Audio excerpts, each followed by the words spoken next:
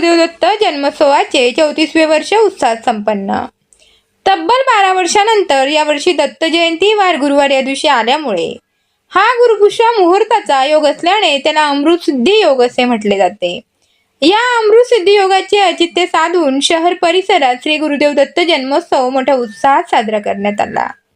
दर सालाबादाप्रमाणे यावर्षी देखील सुनीती सोसायटी शिवाजी रोड शालीमार नाशिक येथे श्री आत्रेय गुरुदेव दत्त मंदिराचे संस्थापक अध्यक्ष दिलीप जोशी यांच्या मार्गदर्शनाखाली श्री दत्त जन्मोत्सव आणि महाप्रसाद व इतर धार्मिक कार्यक्रमासह सामाजिक उपक्रमाचे 2 दिवसीय कार्यक्रमात अभिषेक, महाआरती, पालखी, श्री गुरुचरित्र पारायणसह जन्मसोहळा आणि महाप्रसाद व भव्य रक्तदान शिबिर आयोजित करण्यात आले होते।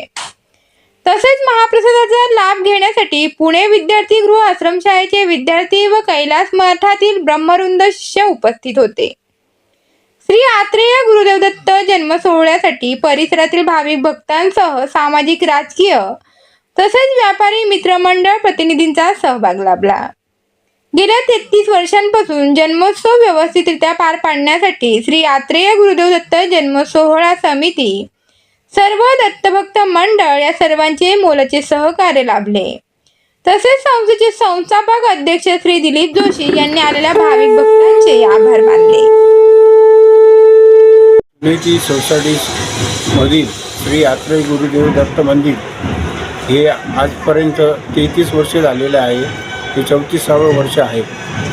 इथं विविध कार्यक्रम चालू होतात।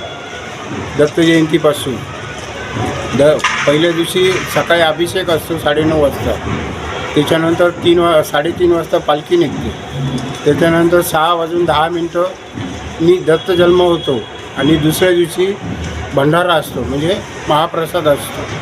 त्यावेळेस सकाळी 10 वाजता पुणे विद्यार्थी गृहाचे अनाथ मुलं ह्या प्रसादासाठी येतात। त्यानंतर भक्तिधाममधील सगळे गुरुजन म्हणजे ब्राह्मण वृद्ध हे येतात आणि त्यानंतर महाप्रसादाचा कार्यक्रम चालू होतो। तो संध्याकाळी 5 वाजेपर्यंत असतो। यास गेले 33 वर्षापासून हा कार्यक्रम चालू आहे। याला बरेचसे नगरसेवक, महापौर वगैरे हे सगळे व्हिजिट देऊन जातात। आपणही सगळ्यांनी या कार्यक्रमात उपस्थित राहावे असे आवाहन श्री आत्रेय गुरुदेव दत्त मंदिराचे संस्थापक अध्यक्ष श्री दिलीप जोशी आपल्यास विनंती करत आहेत। मी अजय अग्रवाल, श्री आत्रेय गुरुदेव दत्त मंदिराचा खजिनदार। आमच्या इथे दत्त जयंतीचा उत्सव हा 1992 पासून होत आहे। 3 डिसेंबर 1992 ही आमची संस्थापनाची तारीख होती। सोसायटीतले सर्व सभासद, सगळे दत्त भक्त मंडळ, मेन रोडचे व्यापारी या सगळ्यांचा आम्हाला उत्स्फूर्त प्रतिसाद मिळतो। अशा पद्धतीने आम्ही 34वे वर्ष साजरं करतो आहे। सांगण्यास आनंद होतो आहे का मी दत्त जयंतीचा उत्सव सकाळी अभिषेकाने सुरुवात करतो। सकाळी अभिषेक आणि दुपारी 3:30 वाजता पालखी काढून मेन रोडच्या परिसरातनं ती पालखी परत सोसायटीत येते। सर्व भाविक स्वागत करतात, सर्व सवासणी यांना ओवळतात सगळ्यांना आणि त्याच्यानंतर सोसायटीत आल्यानंतर यावेळेला आम्ही 6:15 दत्तजन्म हा साजरा केला आणि त्याच अनुषंगाने दुसऱ्या दिवशी आम्ही महाप्रसादाचं आयोजन करतो। महाप्रसादाच्या आयोजनाला भरपूर लोकांचा सहभाग चांगला मिळतो। तसेच आम्ही जनकल्याण रक्तपेढी यांच्या संयुक्त विद्यमाने रक्तदान शिबिराचं पण आयोजन करतो आणि त्या ज्या रक्तदाते आहेत त्यांना सोने गिफ्ट यांच्यातर्फे बक्षीस देण्यात येतं, गिफ्ट देण्यात येतं। मी सगळ्यांना आवाहन करेल का ते जास्तीत जास्त संख्येत लोकांनी रक्तदान करावं। आमच्या सोसायटीतले सगळे लहान मुलांपासून तर आबालवृद्धांपर्यंत सर्व महाप्रसादाची वाट बघतात।